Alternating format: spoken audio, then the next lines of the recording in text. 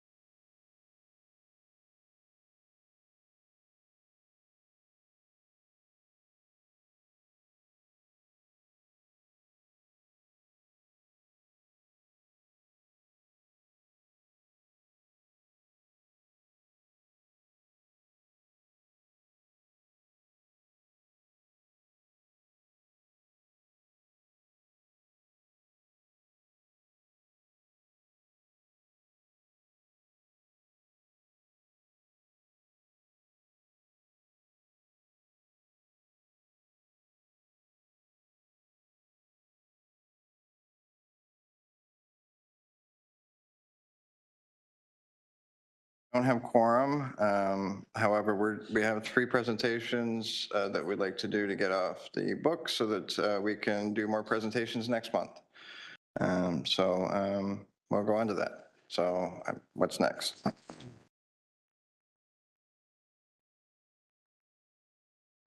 First up is 7.1, Customer Relationship Management with Sheila DeVernay, Manager, Business and Support Services, to provide the presentation. Oh, online. That's right. Thank you. I'll just share.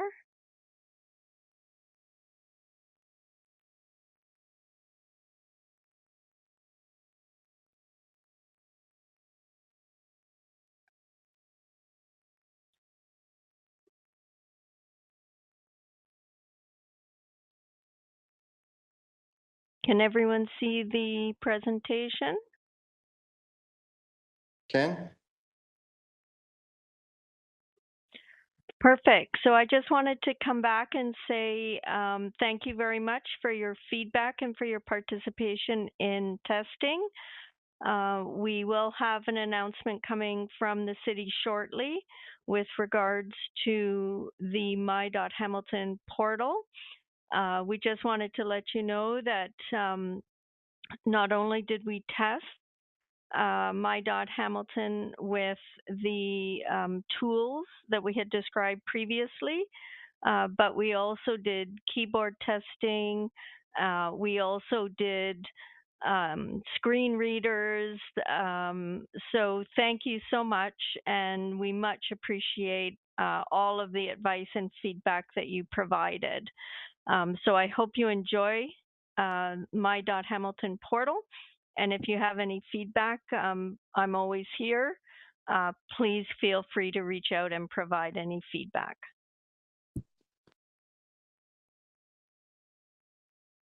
Is that it? That's it, short and sweet. Oh, perfect. Okay, so we can do questions. So if anybody has any questions or concerns about this particular presentation, please raise your hand.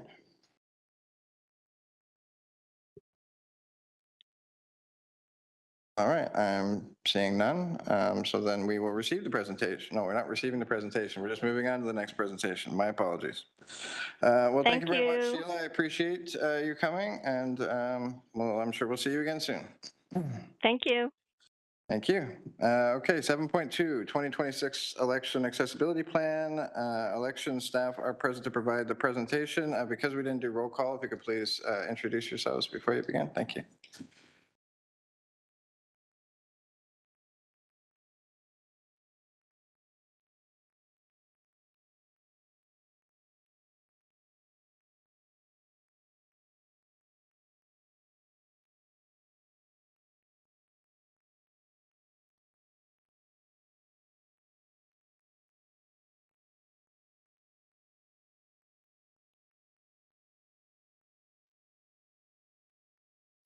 Thank you. Good afternoon, everybody. My name's Shauna Evans. I'm a project manager with the elections team with the City Clerk's office. I'm the election education and support. We are here today to talk to you about the upcoming 2026 municipal election that's going to be taking place in October of this year. We'd like to review the year's accessibility plan for the election, highlighting our commitment to inclusive and accessible elections for all residents of the City of Hamilton. The election team is here to assist and support with your questions. Before I go any further, I'd like to pass it over to my colleagues to introduce themselves. Hi, I'm Cheryl Nadler. I'm a communications officer working with the elections team. Good afternoon. My name is Dave Michael, Project Manager, Logistics and Operations. Thank you very much for having us today. And our manager, Tammy Reeves, is attending on WebEx for any questions that may come up. Hello, thank you. Okay, so the purpose of the plan, the accessibility plan, is to ensure that all eligible voters, including those with disabilities, can fully participate in the 2026 municipal election. The 2026 election continues to build on the 2022 efforts and aligns with legislative requirements. There are some new initiatives and updates that have been introduced. I'll just do a quick summary, but we'll get into detail as we get through the slides on the presentation. But for 2026, new will be vote anywhere in your ward. So as an example, in past, you would receive notice that where your poll location was, and that's where you were to vote. However, going forward for 26, any of the poll locations within your ward will be available for voting. Another thing will be the voter cards. Voter cards will not be personalized as they have been in past years. We are working towards an information card. We're still working out the how it's going to be presented, but essentially it will be circulated to all households across the city. And for any voter that is eligible within that household, can come out on voting day with their appropriate ID and cast their ballot.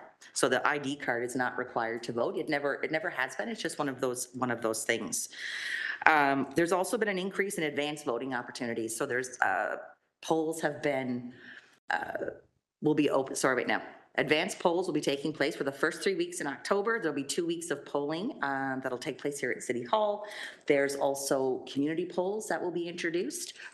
Dave will speak to those once we get to the poll locations. So there's lots of opportunities for everybody to get out and vote. With the city's multi-year accessibility plan 2020 to 25, we have been aligning our work with that plan, and it will be it has been used as the guiding document. So for the accessible components that we've looked at, we want to make sure that electoral services are accessible to all eligible voters and candidates.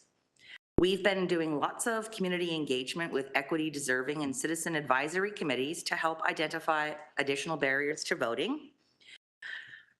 And we've also want to create a positive and inclusive voting experience for all. The accessibility plan is informed by legislation, and that legislation is the Municipal Elections Act. And within that act, the clerk is responsible for conducting an election and shall have regard to the needs of electors and candidates with disabilities. It also goes on to say, in establishing voting locations, the clerk shall ensure each voting place is accessible to electors with disabilities. Again, once Dave will talk through the poll analysis and assessment once we get to that point. Last February, our city clerk, Matthew Trenham, did attend this committee and was looking for feedback from yourselves. And the takeaway, there was clear, we want to see clear communication around accessible sites and consideration for various accessibility needs. We want to confirm that there will be accessible voting equipment provided at one poll per ward that will be available at advanced polls and on election day. And another key component is the training piece. If someone is unable to enter the poll, we want to make sure that the election staff, the poll staff that have been hired, are trained to be able to address how to take their ballot, so the curbside voting. So the training program, it's a 3-tier system.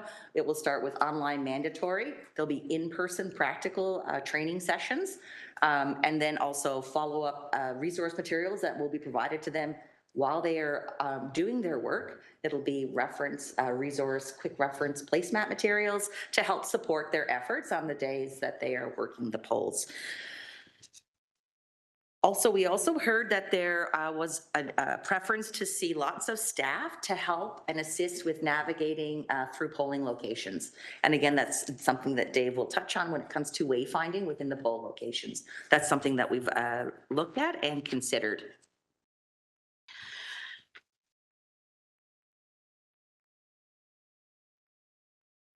So in preparation for 2026 municipal election, we have consulted with Inclusion, Diversity, Equity. We've consulted with the AMCTO, the Association of Municipal Clerks and Treasurers of Ontario, the Municipal Election Project Team. We've been in contact with DARTS, and actually see Michelle Martin is in attendance at this meeting, and we worked with her back for the by-elections for both Ward 4 and Ward 8 in 2025 to provide the front of the line service, and we'll be looking at continuing that program for the 2026 election.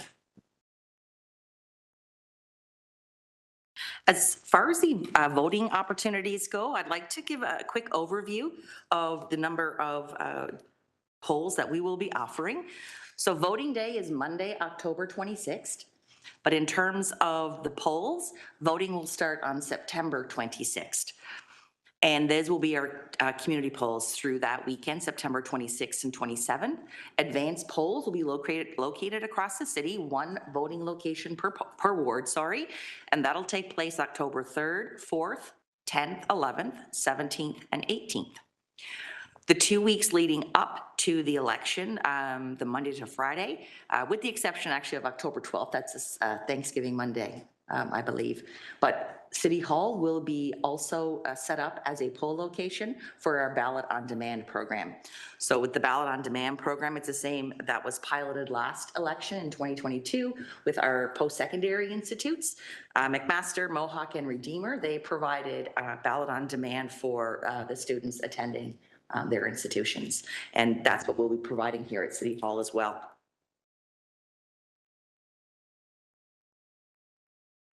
Okay, now I'm going to pass it to Cheryl, and Cheryl is going to take us through communication information. Thank you. Okay, so our approach to election communications includes all platforms and channels to engage with as wide a swath of voters as possible and potential voters. Our key messages for this election will focus on making voting easy and accessible. Using plain language, we will spread the message that October is election month, that there will be multiple opportunities for residents to vote during the month of October, that Hamiltonians can vote at any polling station in their ward on almost every weekend in October leading up to Election Day on October 26th, that we are not issuing voter cards. Rather, we will be encouraging electors to sign up for the voter list and to bring a piece of ID, if they have it, to the polling station. Not a deal breaker.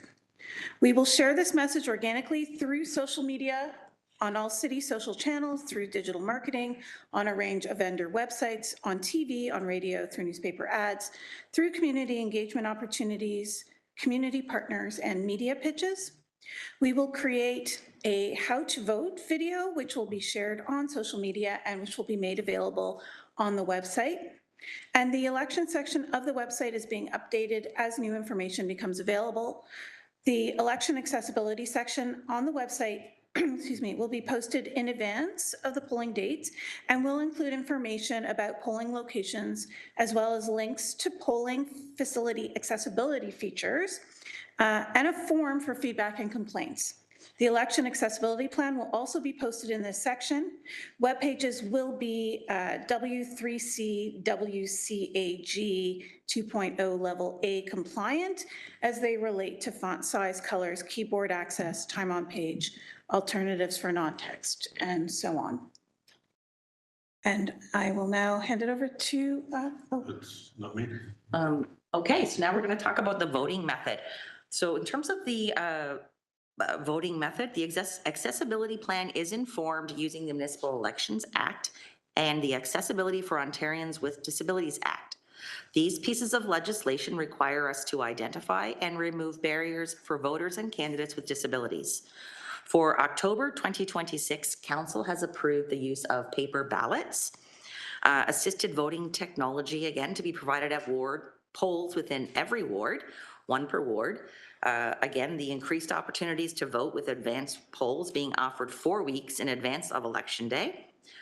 Curbside voting available at polls, the DARTs, front of the line service, proxy voting is another option that our residents and voters can use. And then of course, the Ballot on Demand program. Okay, Dave. Voting locations. We'll be offering 100 regular polls, approximately 100 regular polls, approximately 60 advanced community polls. These community polls will mirror what the province has done for community polling. In the past, some of these have been special advanced polls. So we are expanding the special advanced polling program to include buildings of seniors and such to ensure that we can provide voting on the spot for them. There will be 15 advance polls over 6 advance days over the course of late September and October to vote. All voting locations will be identified on the city's election website. All of these voting locations will include a summary of the accessibility within the poll, and this will all be available on the election website. As we've mentioned, we will be having voting anywhere in your ward. As such, providing this information will allow individuals to choose the best site that will work for them to vote. Voting locations are assessed using a 65-point checklist that includes accessibility features along accessible parking, accessible bathrooms, darts drop-off, proximity to HSR routes, bicycle lockups, safety, and comfort. Along with that, we are identifying the wayfinding that is required inside of the building and outside of the building to ensure accessible entrances are utilized first and foremost. The hierarchy of selection for myself and my team has been accessible city sites, accessible schools, accessible churches, and then down to the private sites. And all of these will meet accessibility requirements. Thank you very much.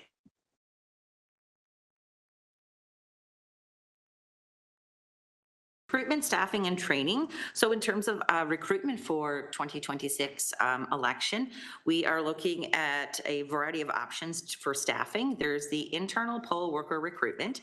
So we are proposing adopt a poll. So city staff that work together in teams have an opportunity to create a poll team and work a poll for the election and utilize their existing skill set. Will also help building team, some team building, team momentum on election day.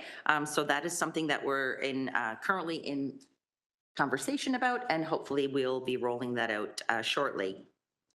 The other benefit with making use of city staff is that as city staff, we are already trained, and we are trained regularly and updated regularly when it comes to customer service, health and safety, inclusion, diversity, equity and access, and then of course the media and social media elements as well.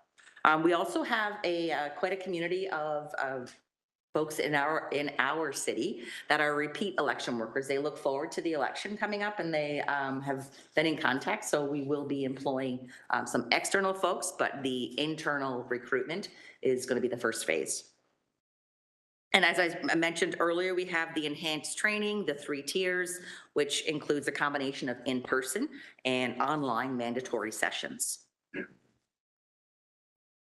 One of the last pieces that we focused on is the support for candidates. So there is an election officer that has been hired, and that election officer's focus is on outreach and candidates.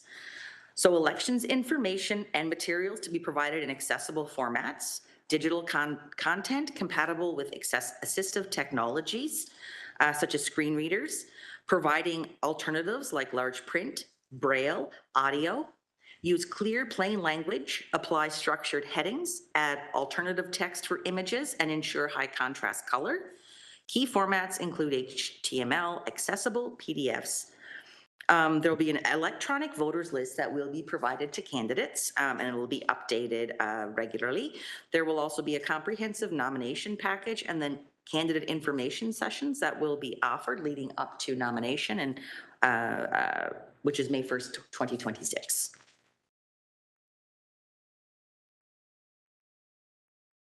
Some other things that we've also been looking at to introduce in 2026 is exploring the option for candidates and third parties to have the ability to book an appointment online. So that way it allows staff to have dedicated time towards the individual, and they can focus on getting them through the nomination process. So that is happening behind the scenes right now, and we're going to be rolling that out. So that'll be new for 26. We're also seeing an increase in the number of community polls that we're providing. In 22, there were 17 community polls, and we are looking at 60. And now for this year, 26, we're looking at 60. Again, the training piece, I think that's important to highlight as well. I just want to point out that 2026 plan, we're building on what was successful in 2022, and of course, incorporating the feedback that we received. We want to introduce innovative, inclusive, and measurable strategies, and we want to ensure full participation of all City of Hamilton residents when it comes to the election process and having access to that process. I want to thank the committee for listening. We appreciate the opportunity to come to you today. Your feedback is valuable. We look forward to working together to ensure a fully accessible 2026 election. Questions and discussion are welcome. Thank you. Thank you very much. I appreciate that. That was very thorough. Do we have any questions? Yes, By it's all means. Paula. Can you hear me, James? I can hear you. Okay. So I want to say thank you for that. It was very good. The I do want to say the last election, and I'm in Ward 8, so I've already done one with our new councillor. You did have the braille numbered overlays to go on the ballot, and you also had a braille list of candidates which matched up with the numbers on the template, right? And that's great. I mean, I could do it on my own, and just as long as the numbers line up and the names on the in the braille match up with the template that the ballot's in, right? The only thing I have, well, not really a complaint, but a suggestion. When I go to get my ballot, they never know what to do. Never. I mean, the things are there, right? The template's there, but they don't know where it is. They don't know how to use it. They don't know whether somebody's supposed to go with me. I'm not able to fold my ballot because nobody's shown me how to do it. So the person that's comes with me, which came with me last time, was standing there to make sure I put my mark in the right part of the template, right? But then again, there's no privacy with that. So that person knew who I voted for, which, I mean, he's sworn not to say anything, but is there any way you can train people better to know that these templates are there? And I'm probably the only one that uses it at the station, polling station. It was here at St. Elizabeth's Village. But, is there anybody who could show me how to fold the ballot so I could do it myself? I don't know. Just questions. Great. Thank you so much for that question. I see that Tammy Reeves has her hand raised, and I will turn it over to Tammy. Great. Hi. Thank you, everyone. Just wanted to touch on that. We actually, at the municipal level, don't offer the Braille templates. That would have been either at a federal or a provincial poll. However, what we do offer is we have the accessible voting machines, which allows you the privacy and the freedom to mark a ballot. It offers the audio ballot. There's sip and puff technology. There's the tactile scoring of the ballot. So it's something that we've offered for the past, I believe, 4 elections that I can say for sure, but it's something that we'll absolutely be offering again. And as to touch on what Dave and Shauna and Cheryl alluded to earlier, we will be advertising which locations within each ward will have these machines. They will be available for every advanced polling day that we are offering, as well as 1 per ward on election day. So I would just encourage, and in addition to that, we are increasing our training. There will be specialists that will assist with the machine, will allow the electorate to be set up, be comfortable, and then again, as stated, to comfortably and privately cast their ballot in a way that is most effective to them and allows them full participation. And you're right, you didn't have the templates, it was federal and provincial. Why don't you? Because we have the accessible voting machines, which actually are have been deemed to be much more effective. It's essentially, we have 3 races as well on the on each ballot, sorry. So it's a little bit more, they're composite ballots as opposed to the individual races you would see typically say at the federal level. So it tends to, because of the complexity of the ballot, it actually leads to more confusion. So we've been advised that the accessible voting technology is the better option. It is very good, I must say that. I have used it. It just takes a long time. You don't just, go behind the thing, mark your ballot thing. There's a whole lot of steps you got to go through to vote on with the machines. But okay, so now you've answered my questions. Again, they still didn't know how to help me when I voted, right? So they didn't know whether somebody was supposed to come with me, whether my husband was supposed to go with me, whether he was supposed to sign something. I don't know. So there's something missing there. Yep, so we've definitely included it in the training that Shauna touched on earlier. There's the three-tiered system. So what we are looking at is training all of our poll staff with foundational online knowledge that gives them the overall understanding of customer service, accessibility requirements, our obligations, those types of things. In addition to that, they will have the practical in-person training, which again, will walk through all these types of scenarios. It's built right into our policies and procedures, exactly what is to happen if someone has requested assistance at a poll. So all of our staff is being trained, it's documented, it's all listed in the quick reference guides as well that will allow for election day success for the poll staff. So we're definitely approaching it from all angles and ensuring that staff is well aware of the best way to assist at the polls. Okay, thank you. Thanks, Paula. Are there any other questions? No. I'm not seeing any. Can I pass, do I have to pass the chair? Yeah, I'll pass the chair to Kara. Oh, sure. Thank you. Very much. Okay, I do have some questions. You mentioned that you can vote anywhere in the ward, but then you also mentioned that the accessible voting is only in one place. Are you making it very clear in the advertising and lists and whatnot exactly where those are?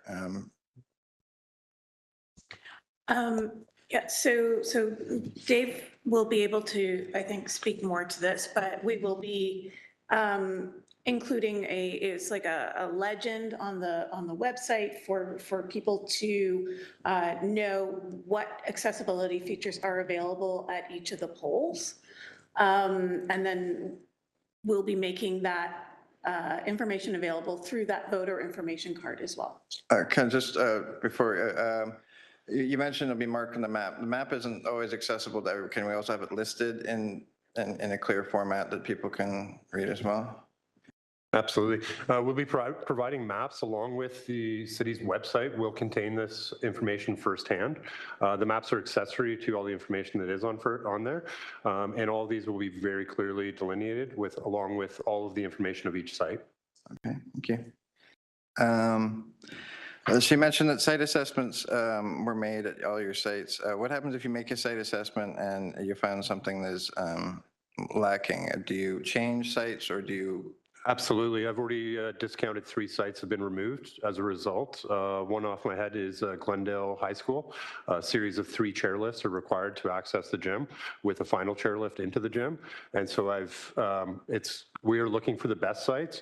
What we have with the Vote Anywhere in the ward is that we have a reduced number of sites with more staff. So I've got 2 officers out and we've been assessing sites since November. It started with a very preliminary analysis of sites we've used in the past. We are visiting all the sites firsthand and on site, working through our checklists. And I can already think of 4 sites that I've counted out. As simple as something as William Osler in Dundas, if you're aware of that school. All the features within the school are perfect. I've discounted the site because of the elevation of it. Anyone choosing to walk to the site or get to the site, if it was slippery out or anything, there's too many stairs and it's too much of a rise for me. So I've discounted that site and moved along to St. Bernadette. So we're 100% very active in looking at this, and we're working through these sites. I believe we've looked at 82 sites so far. We have 18 remaining, and we're definitely, I've stepped on sites and discounted them in the first 5 minutes. Excellent. No, that's excellent.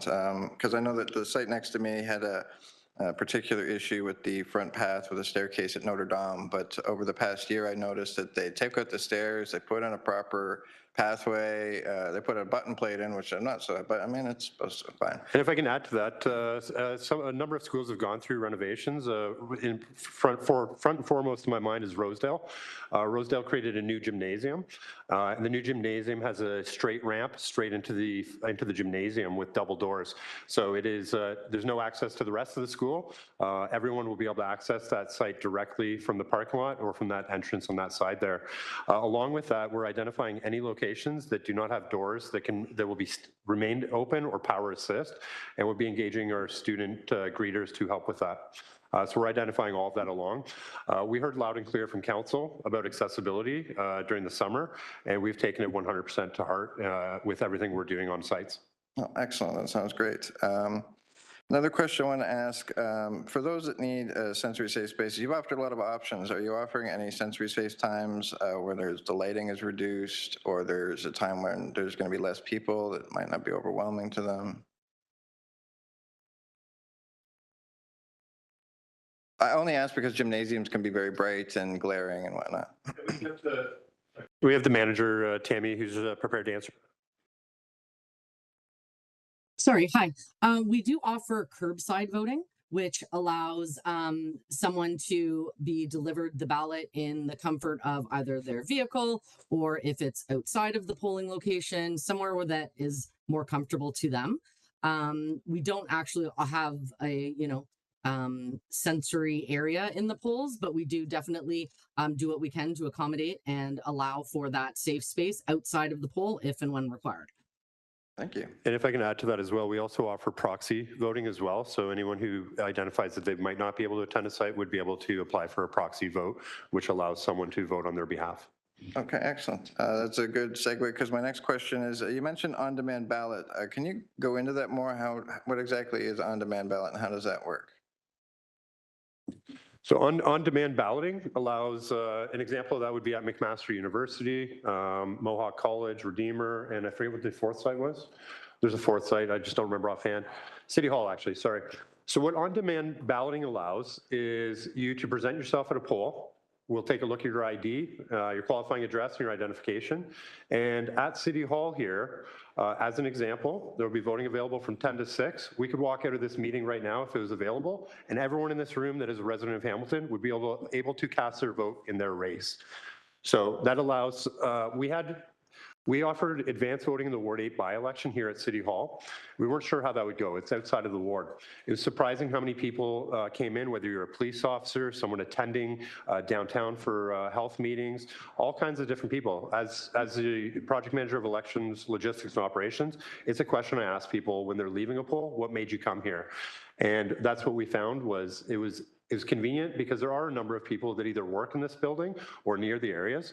At McMaster, it will allow all the students and all the faculty or anyone that's in the neighborhood to attend and vote.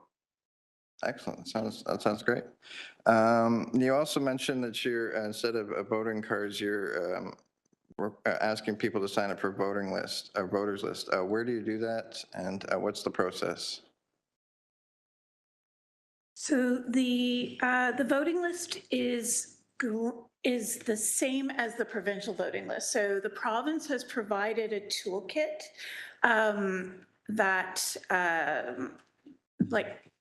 that we link to on the website, and that Shauna and Chandra have been providing information to people as they do engagement sessions across the city. So we'll be continuing that way. So they have, it's online, you can call. I don't know if there's a mail-in option, but I don't think so. But there is definitely a phone option and an online option. Yeah, so it's currently available on the City of Hamilton website, and we'll be promoting that. And if I can add to that for the voter notification cards, in the past we've everyone on the voters list received an addressed voters card directly to yourself. So in one house, we may receive as many 4 or 5. There's a number of reasons that can be disturbing for some people to receive if someone has not been removed for the voting list for appropriate reasons. And as such, we are choosing to mail one voter card per address. So this ensures that every single property, all the residents that are there will be aware of the election. If no residents were on a voter's list at a property, there would be no voting card coming to the property. So as such, we're making sure that every property and those at it are aware that the election is happening. Voter cards were never required to allow you to vote. And so as such, without being a requirement to vote, we've taken this on in the Ward 4 by-election, and we've done this in the Ward 8 by-election. So we have teams that go out and hand deliver these to a number of properties. Canada Post does do some of it for the multi-residential, but every single registered property will receive a voting notification card that addresses all of the residents. Okay, so that is the purpose of the voter list, is to get a registration or an information card, I should say, for the residents.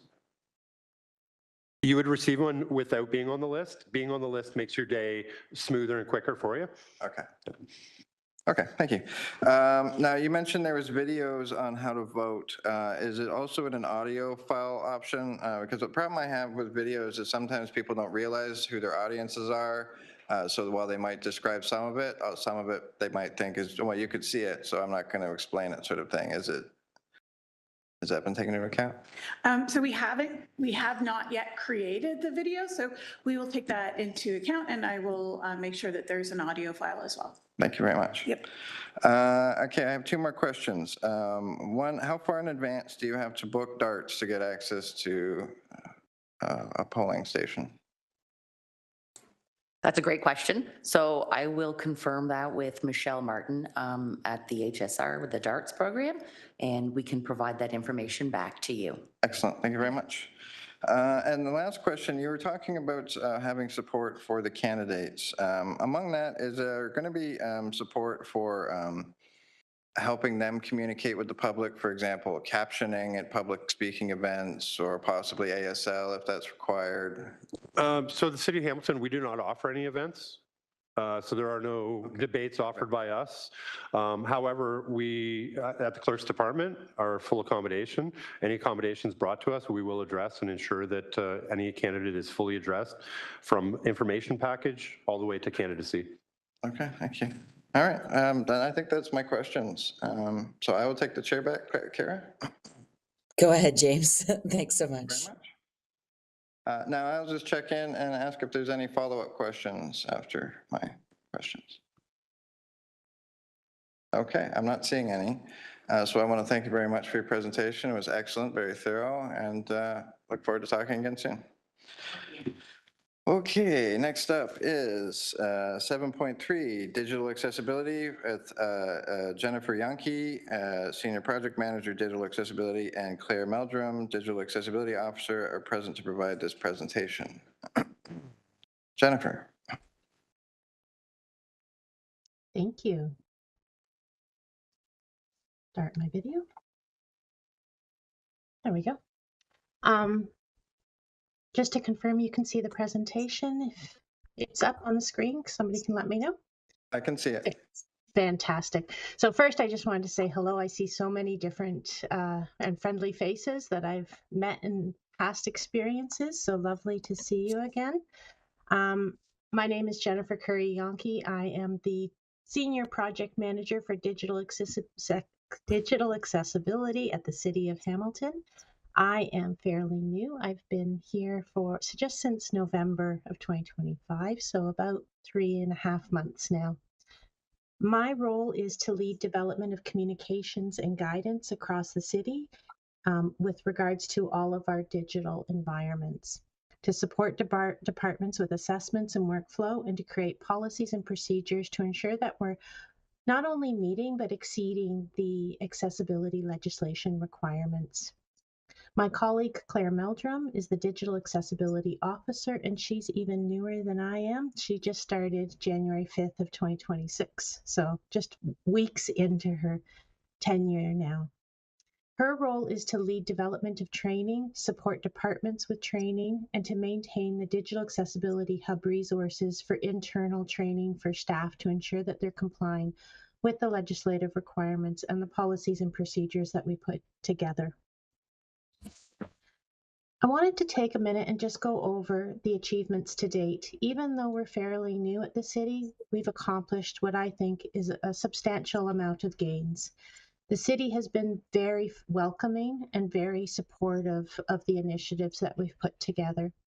In the city clerk's office, we have reviewed their workflow and provided feedback on they've provided feedback to us on the web policy that we've put together to ensure that the committee meetings, the notes, and those documents that are uploaded into eScribe are compliant as we move forward. We've worked with them to update their templates to ensure that they're accessible to start, and we've met with and trained their staff to audit and test for documents. Through the procurement process, we've met with the procurement team to determine the vendor for document remediation. So you'll see soon that we have a go forward date where no documents will be allowed on the website unless they're fully accessible. When just prior to us starting, the city did an audit of the website, and it was found that the documents are probably one of the biggest concerns in being compliant and meeting the legislation. So that's a big part of our focus in the first half of this year. We've also met with IT and looked through their procurement process and been able to advise them on where they could ask the vendor additional questions to ensure that the product they're purchasing is accessible from the start.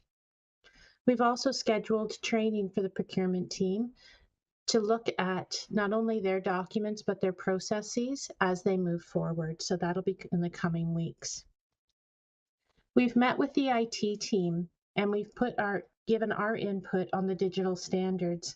I was really pleased when I started to see that the digital standards not only included accessibility requirements, but it indicated that it wanted to exceed the AODA requirements of the Web Content Accessibility Standards 2.0 to ensure that we're meeting the most recent version, so 2.2 where possible. They provided review and feedback on the digital web accessibility policy. We've also looked at securing approval of testing tools as we go through the privacy and security process. We have been successful in getting their support to upload accessible templates to the Microsoft Office environment so that everybody at the institution is starting from an accessible foundation. We worked, you heard from Sheila that we worked with myhamilton.ca to audit the site.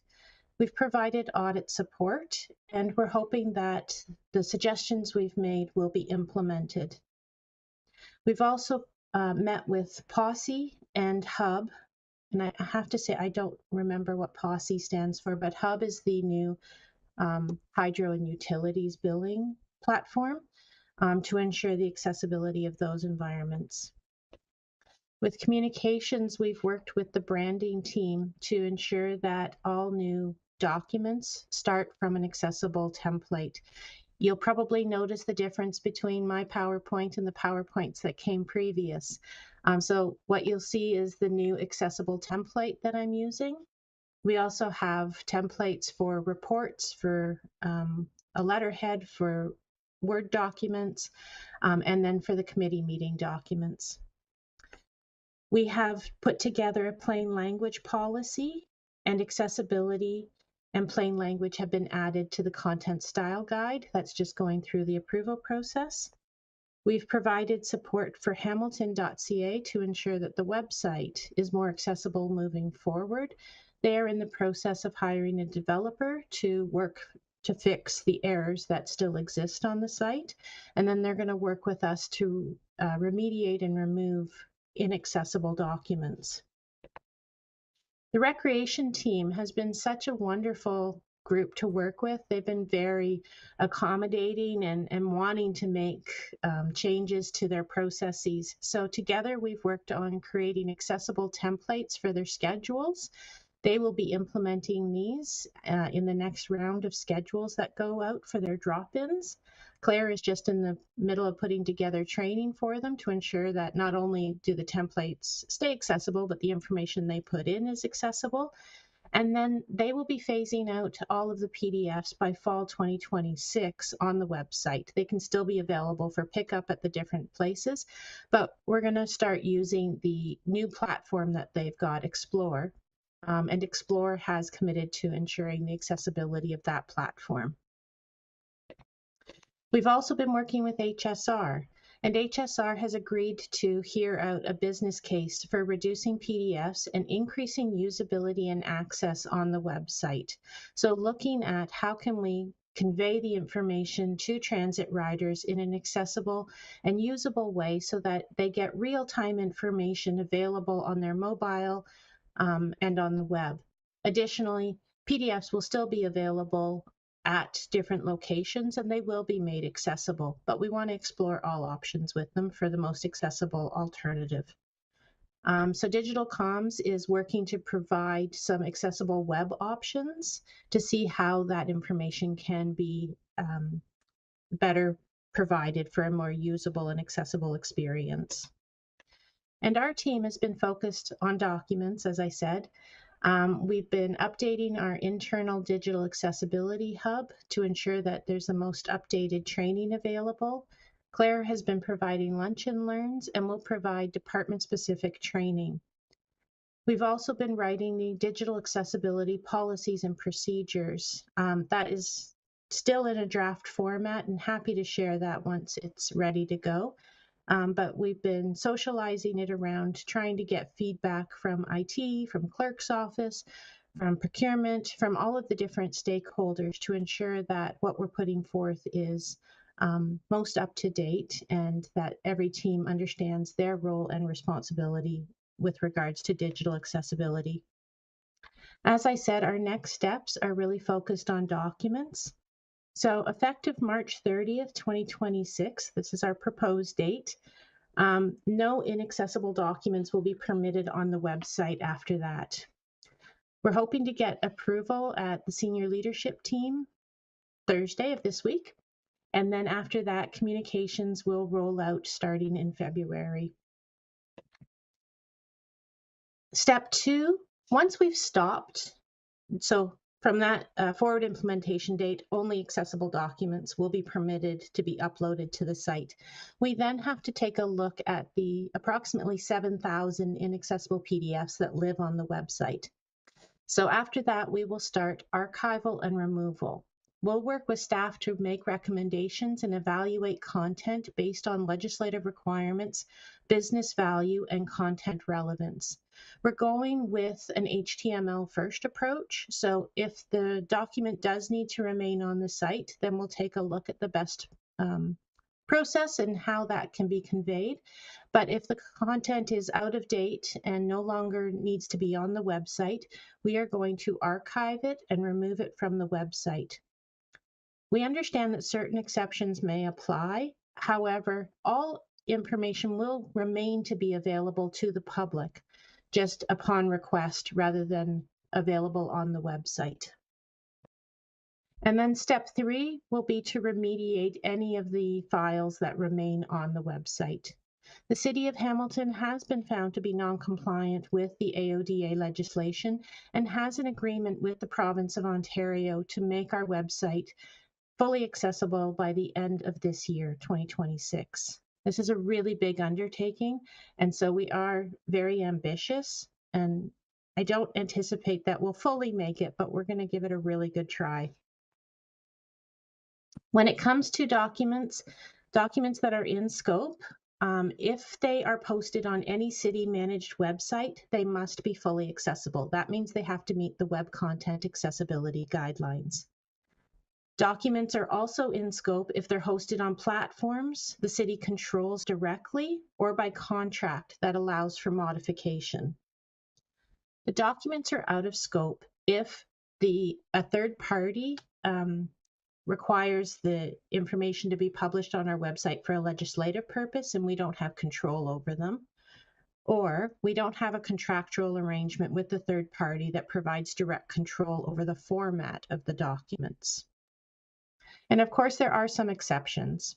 If a law requires a city to post a document on its website by a certain deadline, the city may temporarily post the document that is not accessible, but within 10 days, they must provide the accessible alternative, and then that will be posted. The city may also post drawings that are not accessible, as long as the division that created or submitted them provides an accessible version, such as a written description, within 3 business days when someone asks for it.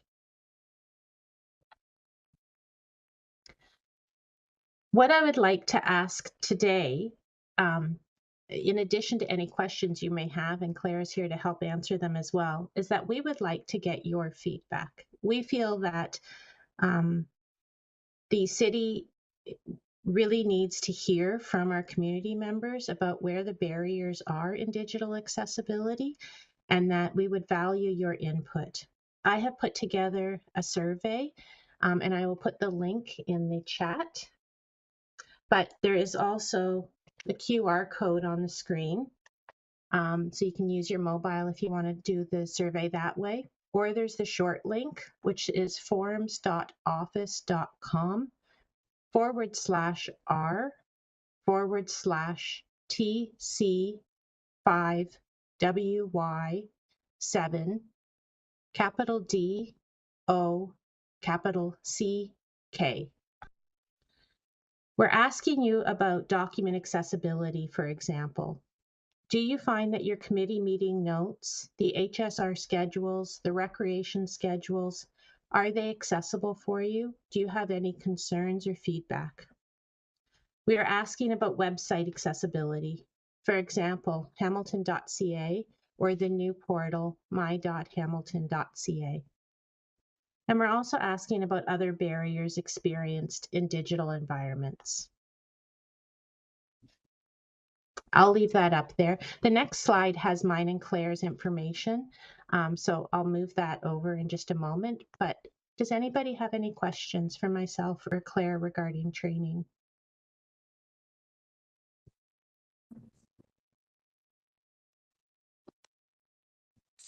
Ready? No, I have a few questions, but I'll wait till the very end when we're done. So I'll carry on.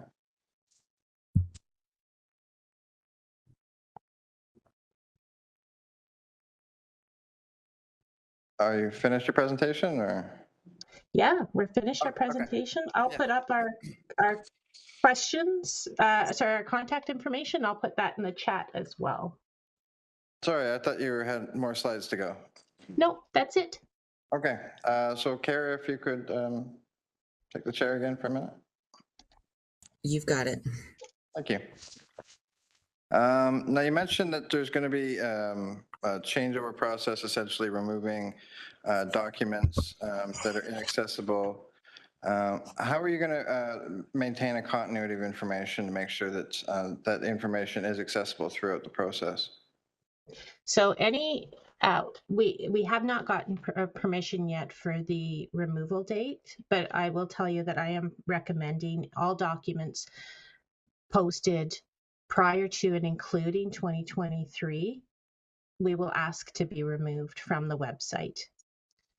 The process is going to be that the departments will be provided with the information that they have a document on the website and that they will need to archive it. If it's a document that went through a committee meeting or is part of a legislative bylaw, all of that is already archived in eScribe with the clerk's office. So there's no concerns about those. Those are already archived. The other ones are for the different departments to ensure that they have been archived. Once we get consent that or acknowledgement that they have archived it, then the document will be removed or the information will be moved into HTML format on the website, and the information will be removed from the website, and a contact information will be provided to indicate that for any information that is not available on the website, they can contact this individual so that they know that the information is still available. It's just not on the website. Okay, so follow up on that. So you removed a document, but I still feel I need it. I need to get it from somebody. So I reached out to the person I'm supposed to speak to. Do I get it in a digital format, or do I have to go pick it up in paper from City Hall? What is the process? That's a good question. The format of your choice. So Okay. that will be asked for you. What format do you would like it in? So whether it's digital, whether it's large print, whether it's Braille, whether that's printed and sent to your house, that'll be determined by yourself. Okay, excellent. So just to clarify, so there's this is apart from like a freedom of information request. So you're requesting data that you know is on the site and it's just not accessible now. So you're just putting in a request to get that information. You don't have to put an FOI or anything like that, correct? No, yeah. Okay. So for example, right now, all of the bylaws are posted on the website and all of the addendums are posted on the website. And it makes it very difficult to understand what is the most recent bylaw with the addendums. So what we're going to do is we're going to take the most asked for bylaws and we're going to change them from a PDF into HTML so that they're more readily available, and always the most recent version of that bylaw is available on the website. The other bylaws, the less used ones, won't be on the website. They'll be listed, but they won't be on the website themselves. But you can ask for them and the clerk will send you that bylaw. Okay, thank you. I got two more questions. One, Engage Hamilton. Now, we've identified it as a issue of concern. I understand that the city wants to do surveys. Is there any work to improve this particular area of communications? So it's on my list. Yes. Okay. I just haven't got there yet. Yeah. Lots of Yeah. stuff. Yeah. Excellent. Okay, and then I had one other question. HSR, for example. Yes. Now, when the HSR went digital, they essentially took the large printout map sheets and put them in a PDF format. Are you going to be changing how that information is available? Because online it's very difficult to scroll all the way down the screen, find out the time, and there has to be an easier way to do that for people that are having difficulty digitally.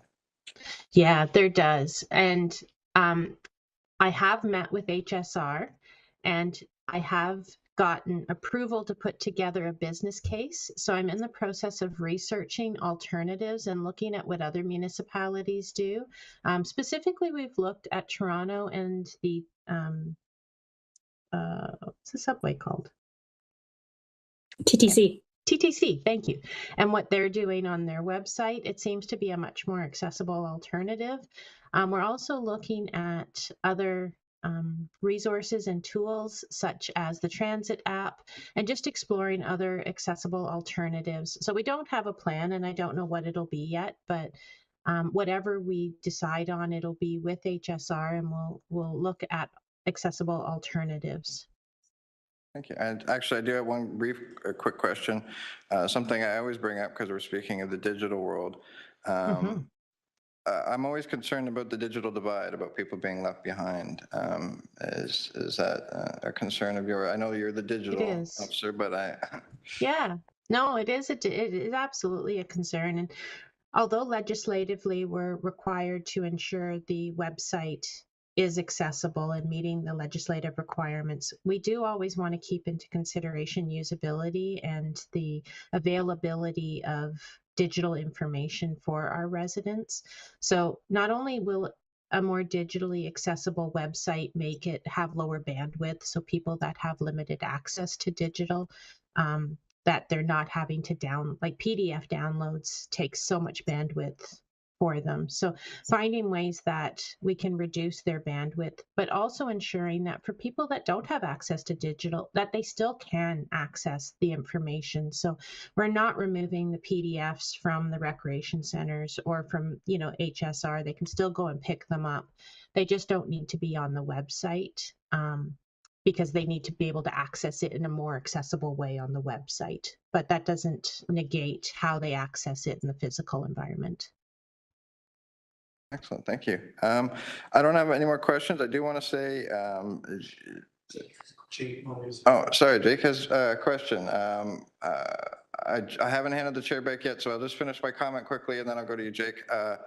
I am really amazed at the amount of work you've done already in this quick amount of time. I'm amazed that the city has gone this far to ensure accessibility digitally. I'm really excited to see what's going to happen. And thank you very much for taking the time. Now I will take the chair back, Kira. Thank you. Over to you, James. Thanks. And I do believe Jake has a question. Yeah, so sort of more of a statement, I guess, than a question, sort of echoing James's concern around the HSR information. I also wanted to point out that it's really difficult to navigate like service alerts and disruptions. It's really hard to know when detours and stuff are happening because it's very inaccessible and very difficult to navigate and find that information. So that's definitely something I would like to see improved. Thank you for that, Jake, and it's nice to meet you. If I could ask, would you mind putting that in my feedback form? Like, I'll bring it back for sure, but it's always great to have it written down. Our web team has definitely brought those concerns to my attention, so that's part of the research we're doing, is to look at how can we ensure that real-time information such as service disruptions and detour routes are conveyed in a real-time format. Because right now they're put into a PDF, and that's very difficult to find and then to locate and then to action. So we want to make sure that we're able to get that information to our residents in as quick and most accessible way as possible. And having your support and indicating that that's a barrier for you was very helpful. I will definitely do that. Yeah, I find the map really hard to navigate. So yeah, thank you. Okay, thank you. Thank you. Any other questions? I'm seeing none. Well, then I really want to thank you for taking the time and presenting to us today. Have yourself a lovely day, and I look forward to speaking again soon. I will do my part. If everybody else could, please take the time to fill out the survey, add any digital concerns you might have going forward. Thank you. Very much appreciated. Okay, thank you very much. Thank you. Now what? Now we adjourn, apparently. Okay, well, thank you very much, everybody. Unfortunately, we weren't able to make quorum to get some of this motion stuff off the table, but I really do hope we're able to next month. I want to thank those who came out and appreciate you taking the time. Thanks, staff, and have a good night, everybody.